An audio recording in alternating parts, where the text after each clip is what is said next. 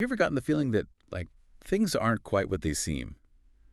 When it comes to, like, power and who really calls the Oh, shots. yeah, absolutely. Like, there are all these unspoken rules. Yeah, exactly. Unspoken rules. And these, like, hidden power dynamics you can just sort of sense are there, right? Right. So today, we're going to dive into a framework that tries to explain all of that. Oligarchy. Interesting. Yeah. And to help us with this deep dive, we've got this really thought-provoking piece. It's called Understanding Oligarchy and Hidden Power Structures by Mark from K.K. Knowledge is King. Okay. So our goal today is to, like, unpack the core ideas of this without, getting too bogged down in all the details. Sounds good. All right, so this piece offers like a really specific way of looking at how power might actually be structured in society. Hmm.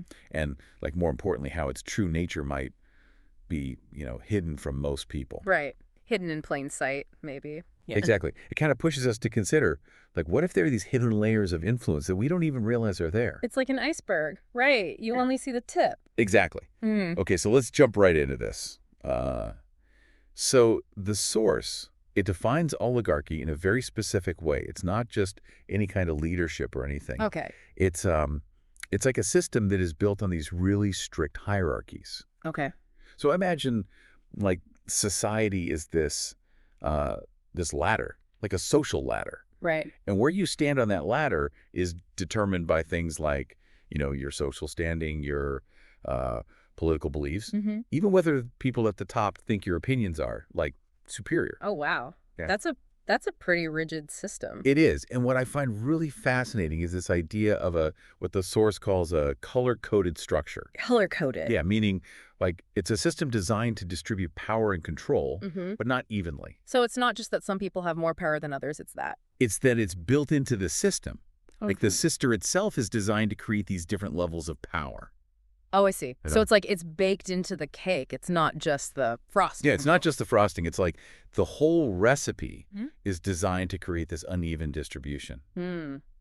So then the question becomes, right, if power is distributed in these, like, tiers, these levels, how do the people at the top, how do they stay there? How do they prevent others from, like, climbing up? All right. Yeah. How do they maintain that control? Yeah, and this is where things get, like, really, really interesting. Okay. So the piece argues that, like, those in power, they actively conceal the existence of even higher, like, controlling forces above them. Whoa. It's like a puppet show, right? But you only see the first set of strings. Like they don't see the puppeteer. You don't see the puppeteer, exactly. Wow. And the secrecy, right, is not just like a passive thing. According to the piece, it requires active measures to keep it hidden. Oh, so they're working to maintain this illusion. Exactly. And the motivation, according to this piece, is to maintain dominance. Okay. Because if most people aren't aware of, like, the full extent of the hierarchy, right? If they don't see the whole picture, Mm-hmm. they're less likely to question the authority of the people who appear to be in charge, right? Okay. The ones holding those first strings. It's like a distraction almost. Yeah, it's a distraction. It's a way to maintain that upper hand. Keep everyone focused on the wrong thing. Keep everyone focused on the wrong thing, exactly. Yeah. So the source suggests that, by keeping the true power structure hidden, the oligarchy can continue to benefit from those who are lower down, who are unaware of the real game being played. So it perpetuates itself, basically. It perpetuates itself. Yeah, it creates this cycle of ongoing inequality. Yeah. So if we connect this back to the bigger picture, right? The consequence, according to the piece, is limited social mobility. Mm-hmm. The system, as described, it's not really set up for people to easily, move between these power tiers. No. And that inherently, like, restricts the potential for true democracy to take root. So it's self-limiting in a way. It's very self-limiting, yeah. Mm. Now, building on this idea of tiered power, right, like these different levels, Right. the source then brings up this really crucial point about, like, the ultimate goal of this kind of system. Okay. And it describes this, like, drive towards a really rigid social order. Like, everything becomes very, very fixed. Okay.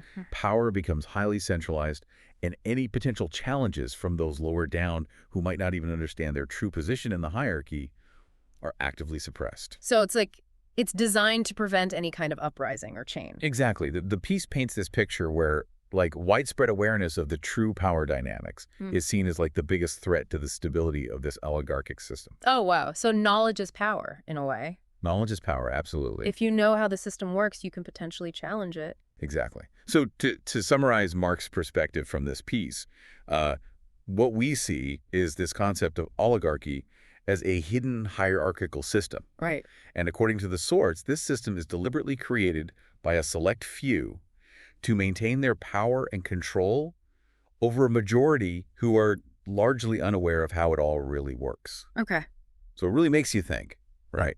When you look at the complexities of society, what potential hidden layers of influence, what seemingly entrenched hierarchies do we see around us? Yeah. And even if you don't, fully agree with all of the details of this piece, it still gives you this framework to like analyze those things, to see things maybe in a new light. Absolutely. And that's what's so valuable about, even exploring a single perspective like this.